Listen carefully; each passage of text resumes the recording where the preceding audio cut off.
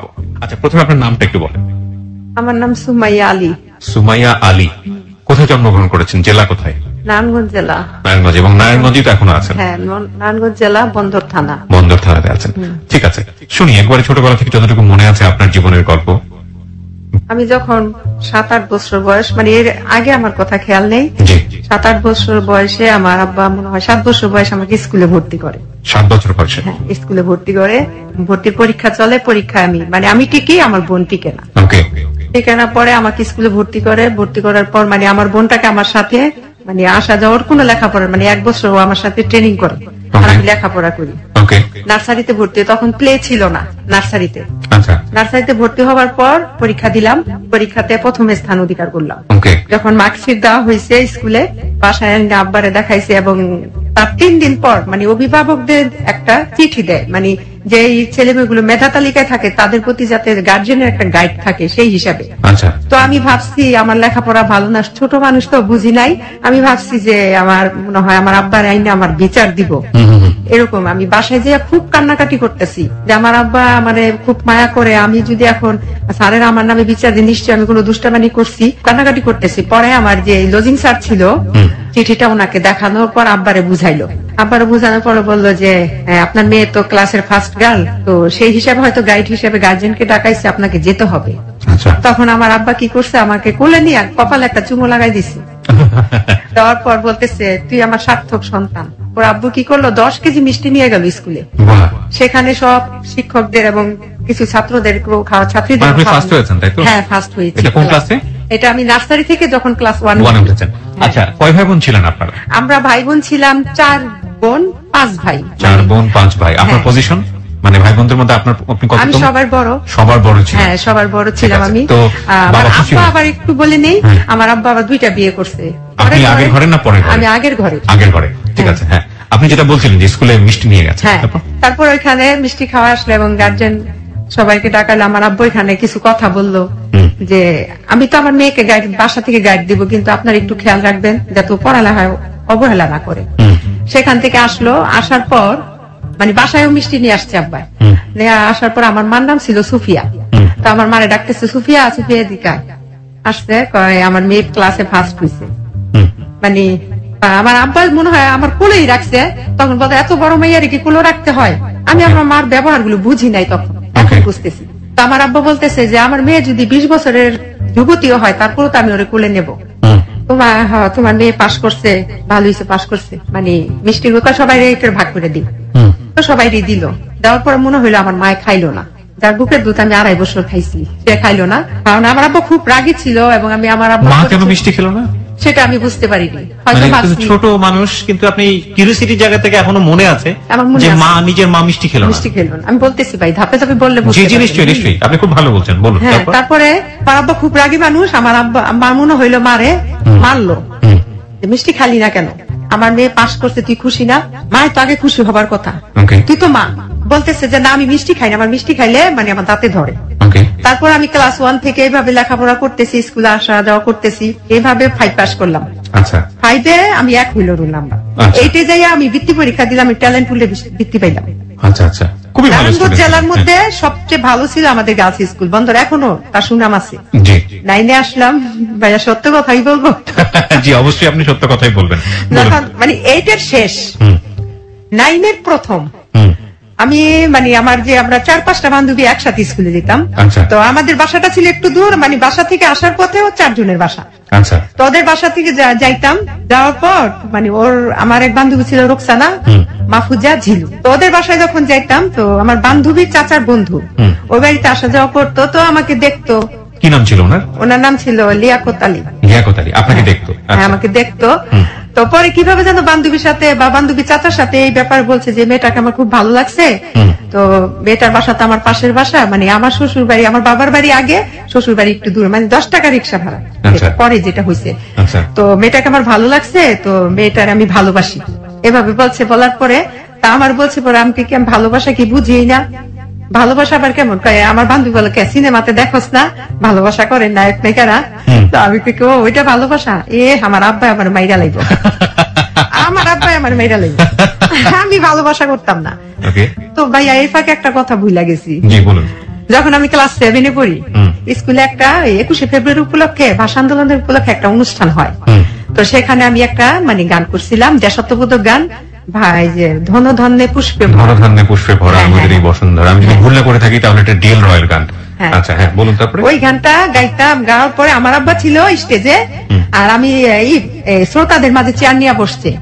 তো আমি যখন ওই গানটা গাইছিলাম, গাওয়ার পরে ওইখানে আমি প্রথম স্থান অধিকার করি। তখন পেছন থেকে আমার আব্বার পেছনে যে চেয়ারের লোক ছিল তারা বলছিল যে আব্বারে নামিয়ে যে আবুল মিয়ার তো পয়সার অভাব নাই, যাক মেয়েরও কণ্ঠসুর ভালো আছে, মেয়ে দিয়েও শিল্পী বানায় মেয়েরও মানে পয়সা ইনকাম করতে পারবো। ঠিক আছে, এই কথা বলার পরে আমার আব্বা, আমি স্টেজ থেকে নামলাম, নামার পর আমার আব্বা বলতেছে, বাসায় আনছে যে মা আমি তোমাকে একটা কথা বলি, তুমি আজকে থেকে আর গান গাইবে না। বাবাই কথা বললো। তখন কি আমার আব্বা বলছে গান গাইতে মানা করছে, আমি গান গাইবো না। আপনি গান গাওয়া করে দিলেন? করবো না। তো সেখান থেকে ভালোবাসার কথা শুনে আপনি যেটা বললেন যে না না আমার আব্বা মেরেই ফেলবে। না, আমার আব্বা মেরে লাগবে যদি শুনে যে আমি কারোর সাথে কথা বলছি, কারোর সাথে মানে প্রেম করি। প্রেম বুঝতাম, ভালোবাসা বুঝতাম, পিরিত তখন পিরিত বলতো, লাইন বলতো, লাইন বলতো, লাইন বলতো। আমার মানে আমার আরো 24 বছর আগের কথা তো, লাইন বলতো। লাইন যদি আমি করি আমার আব্বা আমার মেয়েরা লাইবা, আমি না। হ্যাঁ, তাইলে তো হ্যাঁ তোর অনেক পছন্দ করে। তো ভাইয়া কিভাবে যেন ওই বাড়িতে আমি আসতাম, উনি আমাকে দেখে রাস্তায় একটা টেলার ছিল, সাথী টেলার, এখানে আমি জামা কাপড় বানাইতাম। তো ওই টেলারে বসে থাকতো, আমি না লোকটার দেখে, লোকটা আমাকে দেখে হাসতো, আমিও হাসতাম। হ্যাঁ, তো দেখতে খুব সুন্দর ছিল। আমি পিকচার নিশ্চয়ই আপনার চেয়ে বয়স অনেক বড়। আমার চেয়ে বয়সে মানে ব্যবধান আছে 18 বছর। ও মাই গড, অনেক। কিন্তু বোঝা যায়নি। আপনার ভালো লাগতো? আমার ভালো লাগতো। তখন কি করছে, সে আমাকে একটা চিঠি দিচ্ছে, আমার বান্ধবী দিয়া চিঠি দিচ্ছে, বলছে যে আমি তোমাকে পছন্দ করি, আমি তোমাকে ভালোবাসি, তোমাকে আমি অনেক পছন্দ করি, আমি তোমার বিয়ে করবো এবং তোমার সাথে আমি প্রেম করবো না, কিন্তু তোমার বাবার বাড়িতে, তোমার বাবার কাছে আমি প্রস্তাব দেবো। এইভাবে চিঠিটা লিখছে। লেখার পরে জন বলছে যে বাবার কাছে প্রস্তাব দিব, তাইলে তো আমার বাবা আমার আরো মেয়েরা লেগে, এইভাবে বলতেছি। বাবা রোকসানা এটা করতে না করিস, তাইলে আমার আব্বা না আমার লেখাপড়া করতে দিত না, এরপর আমার বাইরে লাগবে, আমার ঠ্যাংগুলো কেটে লাগবে বলতেছি। বলার পরে বলতেছে যে আচ্ছা ঠিক আছে। উনি আবার কি করছে, আমার এক খালাম্মা ছিল, মানে ওনার বিয়াই আর আমার হচ্ছে আমার মা তার বোন ডাকছে। ওই খালাম্মারে দিয়া কি করছে, ওনার বড় ভাই এবং খালুরে দিয়া সে কি করছে, আমাদের বাড়িতে ডাইরেক্ট প্রস্তাব পাঠাইছে। তখন আপনি কোন ক্লাসের স্টুডেন্ট? তখন আমি ক্লাস মানে 8 শেষ করতেছি, 9-এ প্রথম। আচ্ছা আচ্ছা, ওকে। হ্যাঁ, তো প্রস্তাব দিল।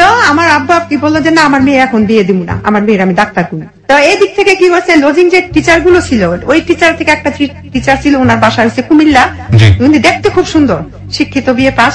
আমার দাদির কাছে বলছে যে আপনার নাতনির আমি বিয়ে করবো।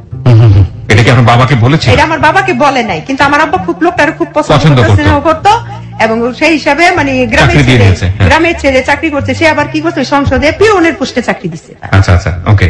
তারপর দেওয়ার পরে ওইখানে হলো তো প্রস্তাব দিচ্ছে, প্রস্তাব দেওয়ার পর আমার দাদি রাজি, কিন্তু আমার আব্বা বলতেছে যে না। এইদিকে আবার ওইখান থেকে ওই যে লিয়াকত যে ওনার বাসা থেকে আবার ওনার বোন আসছে, মানে রাজি না আব্বা। আমার আব্বু বলতেছে যে না, আমি ওই এলাকায় যদি মেয়ে বিয়ে দিতে হয় আমি অন্য জায়গায় বিয়ে দিব, এই এলাকায় দেবো না। আচ্ছা, না দিবই না। এদিকে আপনি যে লিয়াকতের কথা বলছিলেন, উনি তো বিদেশ থেকে ফিরে এসছে। আচ্ছা, উনিও কি আপনাকে তখনও বিয়ে করতে চাইতো? তখনও। আচ্ছা আচ্ছা, তারপর করছে কি উনি আবার বিয়ের প্রস্তাব দিতেছে, ওনার ভাই বোন সকালে আসে, বিকাল আসে, রাতে আসে। আব্বা মানে একেবারে বিরক্ত হয়ে গেছে। আর এদিক দিয়ে মানে আব্বা আমার কি বলতেছে, তাহলে মেয়ে মনে হয় এদিকে মনে হয় আমার মনে হয় মেয়ে মনে হয় দুর্বল আছে, নাহলে আর বারবারই কেন আসে, আমি না করে দিই, তারা কেন আসে। তখন আমার আব্বা আমারে কি করছে, একটা রুমে নিছে, বাড়িতে আমার 4-5টা রুম, ওই রুমে নিয়ে আমারে কয় কি তুমি বাইরে যাবো, আমি মেয়ের সাথে কথা বলবো। তখন আমার আব্বা আমাকে বললো, মা তুমি আমার কাছে সত্য কথা বলবা, তুমি কিন্তু তোমরা 10টা ভাই বোন, ওই 9টা কিন্তু আমার ছেলে মেয়ে না, তুমি আমার মেয়ে, তুমি আমাকে বলবা যে ওই হাজী সাহেব আলীর ছেলেরে কি তুমি পছন্দ করো। এটা কি মানে আমার আব্বা লিয়াকতের কথা বলছে? লিয়াকতের কথা বলছে। আচ্ছা আচ্ছা। তখন আমি আব্বারে কিছু জড়াই ধরে কান্না করে দিলাম, আব্বা আমি ওই লোকটারে পছন্দ করি, মিথ্যা কথা বলতাম না। তুমি কি জানো ওই এলাকায় আমরা বিয়ে, ওই এলাকার খুব আমরা নিন্দা করি, ওই এলাকায় বিয়ে দিব না আমি তোমারে। আমাকে তাহলে আব্বা ওই লোকটা ছাড়া আমি বিয়ে করবো না, আমি আমার আব্বারে ডাইরেক্টলি বলছি।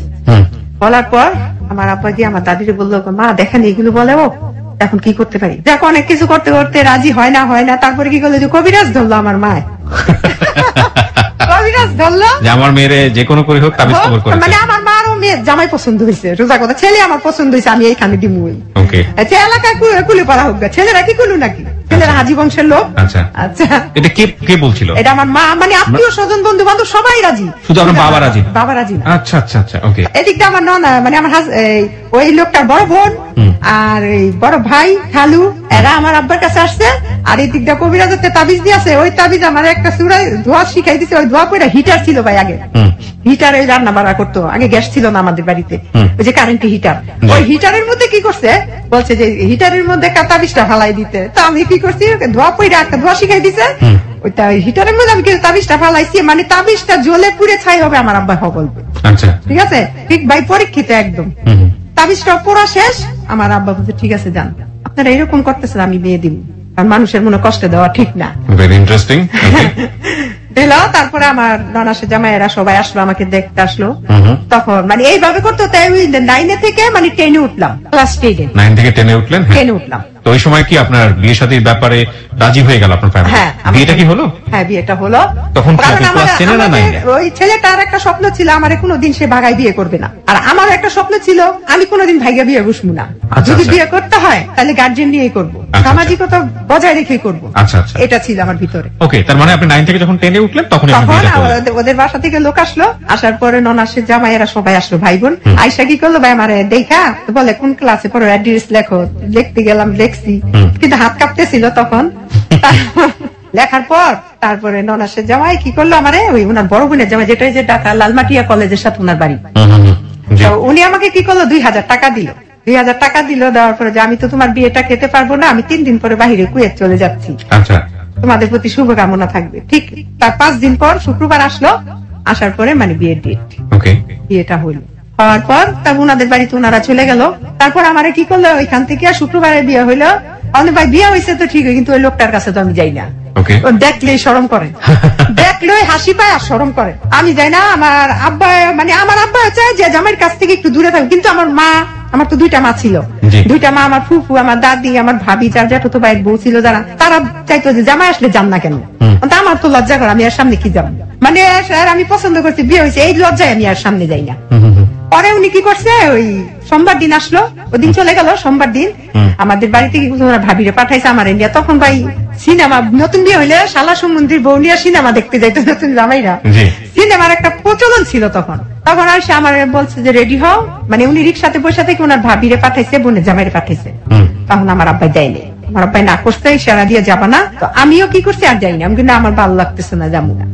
তো আমার আব্বারে বলতেছে যে সুরাইয়ারা একটু আমাদের বাসায় নিতে চাই, আমাদের বাসায় নিতে চাই। তারপরে আব্বা বলতেছে যে ঠিক আছে যাইবো, মেয়ে বিয়ে হচ্ছে, স্বামীর বাড়িতে যাবো না। আমার দাদি, আমার নানি আমার সাথে, আমার 2টা ভাই বোন আমার সাথে গেছে। তারপরে যাই হোক ওনাদের বাসায় খাওয়া দাওয়া করে বাসায় চলে আসলাম। তার শুক্রবার আসলো, আবার শুক্রবার, সোমবারের পর শুক্রবার আসছে। আসার পরে তারপরে আমার আব্বার কাছে খবর পাঠাইছে যে ওদের নিয়ে শালা শালুর সম্বন্ধে নিয়ে, সবাই তো শালা আর শালি, বউরে নিয়ে সিনেমা দেখতে দিব। আমার আব্বাই রাজি না, না মেয়ের আমি একা ছাড়বো না। তখন আমার 2 ভাই আবার কি করছে, আব্বারে বুঝেছে, এই তুমি যে বিয়ে করছো, তুমি দিয়ে একদিনও মানো নাই, তুমি আমার রাত্রে যাই আমার বাবার বাড়িতে লইয়া পড়ছো, যাইতে আর বাসায় যেতে দাও না। আর এখন ওই বেড়াই বিয়ে করছো, 8 দিন হয়ে গেছে, তুমি বেটার বউর সামনে যেতে দাও, এইটা আবার কোনটা? যাক আব্বার অনেক কিছু বুঝাইছে, বুঝানোর পর আব্বাই রাজি হয়েছে। পরে আমরা গেছি সিনেমা দেখতে। হ্যাঁ, তখন সাবানা ম্যামের একটা ছবি ছিল অন্ধবিশ্বাস, দেখলাম, দেখা বাড়িতে চলে গেলাম। বাড়িতে চলে গেলাম, পরে রুমে নিয়ে বসাইলো। তারপর আমার আম্মা পিঠা বানাইছে, পিঠে উঠা দিল। পরে কি করলো, ওই আমার আব্বাই গিয়ে হাতে করে একটা লুঙ্গি নিয়ে গেল। হ্যাঁ, লুঙ্গি নিয়ে আমার হাজবেন্ড দিল, কেন ওই লুঙ্গিটা পরো। আব্বা আমি বাসায় চলে যাবো। আরে মিয়া যায় ওনে, শ্বশুর বাড়িতে মেসে বিয়ে করলে 2-1 দিন থাকে না, যাক ওইখানে থাকলো। লুঙ্গি টুঙ্গি পরার পরে রাত্রে কথা টথা হইলো। আমার দাদি, আমার নানি আমার সাথে ছিল, আমার ভাবি ছিল, এদের 2টা পর্যন্ত কথা হলো। 2টার পর উনিরা বাসায় চলে গেল, যার যার বাসায়। তারপর ওনার সাথে আমার কথাবার্তা হওয়ার পর ভাই এক সময় মানে ওনার সাথে আমার মানে স্বামী স্ত্রীর যে ব্যাপারটা ওইটা হইলো। তখন আমার বয়স 15 বছর। পড়াশোনা তখনও করছেন? হ্যাঁ, পড়াশোনা হইতেছে। তারপরে এইভাবে কাটলো অনেকদিন। কাটার পর অনেকদিন, কি 22-25 দিন, হ্যাঁ 26 দিনের দিন আমার এখনো মনে আছে। 31 তারিখে বিয়ে হয়েছে, জানুয়ারি 1992, যা 31শে জানুয়ারি। আর উনি বাহিরে গেছে 26শে ফেব্রুয়ারি, মানে সৌদি আরবে চলে গেল আবার। ছুটিতে আসছে, 1 মাসের 42 দিনের ছুটি। ওকে। তারপর উনি বাহিরে চলে গেল। উনি বাহিরে গেছে পর আমি যে এত কান্না করছি ওদিন, তারপর এয়ারপোর্ট গেলাম, যার উনার বাহিরে চলে গেল। যাওয়ার পর তখন আমি আর বাচ্চা উচ্চা কোনো কনসেপ্ট করি নাই, কিচ্ছু না। বাচ্চা হইল না, তখন উনি গেল গা। উনি যাওয়ার পরে ফোন দিল যে আমি ভালোভাবে করছি, এভাবে চিঠি আনানোর কথাবার্তা সবকিছু হইলো। হওয়ার পর উনি বিদেশ থেকে আসলো 2.5 বছর পর, বিয়ের পর ভাইয়া, 2.5 বছর পর। 2.5 বছর পরে আসলো, সৌদি আরব থেকে আসলো। তখন এই ফাঁকে আমি ম্যাট্রিক পাস করলাম। পাস করার পর আব্বু আমাকে কলেজে ভর্তি করলো। কলেজে ফার্স্ট টার্মিনাল পরীক্ষাটা আমার দেওয়া হলো, ফার্স্ট ইয়ার ভর্তি হইলাম। উনি 2.5 বছর পরে আসলো। আসার পর তখন আমার আসার পর উনি কি করলো, স্বর্ণ গয়না দুনিয়ার কিছু লইছে।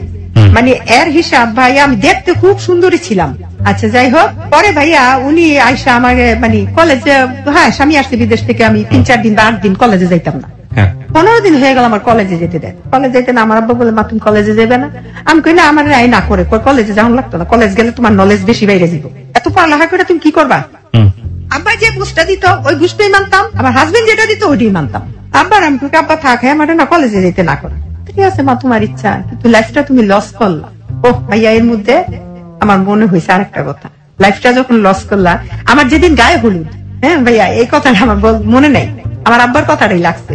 আমার গায়ে হলুদের দিন আমার আব্বা হলুদ নিয়ে আমার কপালে ভাবে দিতেছে, দিয়ে বলতেছে, আমার হাজবেন্ডের সাথে আমার বয়সের অনেক ডিফারেন্স, বলতেছে যে মা তুমি তো বিয়ে করলা ঠিক আছে, কিন্তু তোমার সংসার কইরা সাপ মিটবে না, এই কথাটা বলছে। বলার পর আমার মা কি করছে, আমার আব্বারে ধাক্কা লাগাইছে, তুমি কি কাও মুখ দিয়ে এগুলো ভাইয়ারে, খেয়াল করছো যে আমার বয়স কত, আমার মেয়ে মাত্র 15 বছর। তখন মনে হয় লোকটার বয়স 32 বা 33 এরকম। যাই হোক, পরে ওই আমার আব্বা প্রথম বছর কলেজে যাওয়া বন্ধ হইলো। বন্ধ হওয়ার পর আমার প্রথম বাচ্চা, প্রথম 3টা ছেলে, আমার প্রথম ছেলেটা আমি কনসেপ্ট করলাম। কলেজ ছেড়ে দিলেন? হ্যাঁ ছেড়ে দিলাম। আসার পর 1 মাস স্বপ্ন শেষ হয়ে গেল, ডাক্তার হওয়ার স্বপ্ন ছিল শেষ, শিল্পী হওয়ার স্বপ্ন শেষ, শিল্পী হওয়ার স্বপ্ন শেষ। হ্যাঁ, কিন্তু খুব ইচ্ছা ছিল ডাক্তারের চেয়ে বেশি শিল্পী হওয়ার ইচ্ছা ছিল, সত্যি কথা। তারপরে ওই কলেজে বন্ধ করলো। তখন আমার 1 মাস পরে আমার মাথা টাথা ঘুরে খাওয়া দাওয়া করতে পারি না। তখন নারায়ণগঞ্জ সদরে মহিলা ডাক্তার দীপা ইসলাম, ওনার কাছে নিয়ে আসলো, প্রসাব টেস্ট করাইলো, করা বলে যে বাচ্চা ফাটে, কনসেপ্ট করছে আপনি প্রেগনেন্ট। যাক, প্রথম ছেলেটা এইভাবেই সংসার খুব সুখে শান্তিতেই কাটলো। এর মধ্যে আমার হাজবেন্ড যখন বাচ্চাটা পেটে দিয়ে উনি আবার বাহিরে চলে গেল। যখন বাচ্চাটা প্রেগনেন্ট হইলাম তখন উনি আবার ওই যে ছুটি শেষ 42 দিনের গেল গা, আসলো 3.5 বছর পর। আবার আসার পর আইসা দে ও বাচ্চা 3.5 বছর, প্রায় 4 বছরের হইলো। হওয়ার পর আবার 42 দিতে ছুটি। প্রথম বছর 2.5 বছর, খেয়াল করবেন ভাইয়া, 2.5 বছর, দ্বিতীয় বছর 3.5 বছর, কয় বছর হইল? 6 বছর। হ্যাঁ, আসার পরে থাকার পরে আবার দ্বিতীয় বাচ্চাটা কনসেপ্ট করলাম। তো এর মধ্যে যখন উনি বাহিরে ছিল, আমি আবার এনজিও যে পশিকা ছিল, পশিকাতে আমি একটা জব করতাম। হ্যাঁ, ওইখানে জব করলাম। ওই জবটা প্রায় 15 বছরের মতো আমি করছি, 13-14-15 এরকমই বললাম। এই ফাঁকে স্বামী বিদেশ থাকে, মার কাছে আমার ছেলে থাকে, আমি একা বসে থাকবো, লেখাপড়া যখন হইলো তো একটা জব করি। হ্যাঁ, পশিকাতে আমি জব করলাম এসসি কমিটিতে মহিলাদের নিয়ে। হওয়ার পরে উনি আসলো, আসার পরে দ্বিতীয় বাচ্চা কনসেপ্ট হইলো। কনসেপ্ট হওয়ার পর 42 দিনের ছুটি আবার গেল। সরকারি চাকরি করতো তো 42 দিনের বেশি ছুটি পাইতো না। যাওয়ার পরে দ্বিতীয় বছর আসছে 7 বছর পরে, 7 বছর পর দ্বিতীয় বাচ্চা হওয়ার পরে, সে যে বাচ্চা যখন আমি কনসেপ্ট করছি, দ্বিতীয় ছেলেটা তার 7 বছর পর আবার আসতে বিদেশ। এটা তো গ্যাপ, এত বড় গ্যাপ। আপনি কিছু বলতেন না, যোগাযোগ করে বলতেন? বুঝতাম না তখন, আমি এতই ছিলাম না, বুঝি নাই তখন। কি ভাইয়া, সত্যি কথা, যেটা বাইরে থেকে একটা গয়নাগাটি আনতো, ভালো লাগতো দেখতে, বাইরে থাকলে ভালো, তখন একটা বাইরে থাকাই ভালো। হ্যাঁ, বাইরে থাকা ভালো। আবার মাসে 5-10 হাজার টাকা দিছে, হাত খরচ টাকা পাইতাম, এইগুলো বুঝি নাই যে টাকাই যে সবকিছু না, এখন বুঝি, তখন বুঝি নাই। তারপরে 7 বছর পরে আসলো। আসার পর আমার আব্বা তখনও জীবিত, তখন বলতেছে যে এইভাবে তো স্বামী সংসার হয় না, তুমি খেয়াল করছো বিয়ের পরে 25 দিন, তারপরে 2 বারে 42 দিন, তো কতদিন তুমি সংসার করলা, হিসাব করো তো মা। উনি বাইরে থেকে আসবে 3 দিন আগে, তুমি একটু হিসাব করছো, তুমি এবার আসলে বলবা যে আপনার কাছে আমি থাকতাম না, আপনার ভাত খাইতাম না, আমি আপনার কাছে থাকতাম না, আপনি বলে দিলাম, আমার আব্বা শিখাই দিল। হ্যাঁ, আপনার কাছে থাকবো না, আপনার ভাত খাইতাম না, কিনা আপনি যদি বাহিরে যান। আচ্ছা, ঠিক আছে। 3 দিন পর আসলাম, 3 দিন আগে বললো। আসার পরে সকালবেলা আসছে, আসার পরে বাসায় গেছে সকালবেলা 5টা বাজে এয়ারপোর্টে অ্যাটেন্ড করছে। তো সেখান থেকে আমার বড় ছেলেটা আসছে, আমার ভাই, আমার বোন জামাই, এরা এসে নিয়ে গেছে। যাওয়ার পরে থাকলো, তারপর রাত্রে আমি বলতেছি আমাকে একটা কথা বলবো আপনার, তখন আমি তারে মানে সংসার যে 12 বছর হয়ে গেছে আপনি করেই বলি। আচ্ছা আচ্ছা, আমাকে আপনার একটা কথা বলবো, বলো। আমাকে আমার আব্বাই কইছে আপনি যদি বিদেশ যান তাহলে আপনার ভাত আর খামু না। ওকে, আমার নিজে বলেন না, বলছে মানে আব্বাই যে বলছে, তা আব্বা এটা তো আমার কথা ছিল না। আর তখন ভাই আমার জ্ঞানও ছিল না যে আব্বার কথা বললে কি কোনো একটা খারাপ মানে মাইন্ড করবো নি বা খারাপ ভাববো নি, এইগুলো কিছু বুঝি নাই। আমাকে আমার আব্বাই বলছে আপনার ভাত আর খামু না আপনি বিদেশ গেলে, যদি এবার এটাকে তোমার আব্বাই বলছে, তোমার কথা কি? আমাকে আমার আব্বার মতেই মত, আপনি যাইতে পারবেন না। তাহলে